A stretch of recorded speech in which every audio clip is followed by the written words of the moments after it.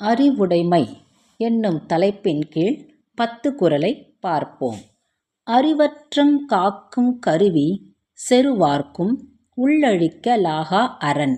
பகையால் அழிவு வராமல் பாதுகாக்கும் அரண் அறிவு ஒன்றுதான்.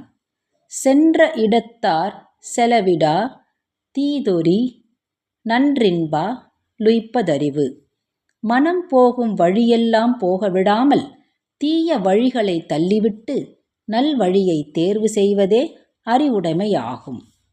எப்பொருள் யார் யார் வாய் கேட்பினும் அப்பொருள் மெய்ப்பொருள் காண்பதறிவு. எந்த ஒரு பொருள் குறித்து எவர் எதைச் சொன்னாலும் அதை அப்படியே நம்பி ஏற்றுக்கொள்ளாமல் உண்மை எது என்பதை ஆராய்ந்து தெளிவதுதான் அறிவுடைமையாகும். என் பொருள் வாக செல சொல்லி தான் பிறர்வாய் நுண்பொருள் காண்பதறிவு. சொல்ல வேண்டியவைகளை எளிய முறையில் கேட்போரின் இதயத்தில் பதியுமாறு சொல்லி பிறர் சொல்லும் நுட்பமான கருத்துகளையும் ஆராய்ந்து தெளிவதே அறிவுடைமையாகும். உலகந் தழீஇய தொட்பம் மலர்தலுங் கூம்பலு மில்லத் தறிவு.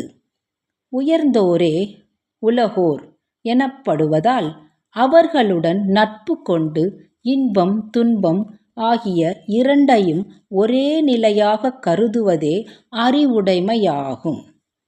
எவ்வ துறைவ துலக முழக்கத்தோ டவ்வ துறைவதறிவு. உயர்ந்தோர் வழியில் உலகம் எவ்வாறு நடைபெறுகின்றதோ அதற்கேற்ப நடந்து கொள்வதே அறிவாகும். அறிவுடையார் ஆவதறிவார் அறிவிலார் அஃதறி கல்லாதவர். ஓர் விளைவுக்கு எதிர்விளைவு எப்படி இருக்குமென அறிவுடையவர்கள்தான் சிந்திப்பார்கள். அறிவில்லாதவர்கள் சிந்திக்க மாட்டார்கள். அஞ்சுவதஞ்சாமை பேதைமை அஞ்சுவதஞ்சல் அறிவார் தொழில். அறிவில்லாதவர்கள்தான் அஞ்ச வேண்டியதற்கு அஞ்ச மாட்டார்கள். அறிஞர்கள் மட்டுமே அஞ்ச வேண்டியதற்கு அஞ்சுவார்கள். எதிரதாக காக்கும் அறிவினார்க்கில்லை அதிர வருவதோர் நோய்.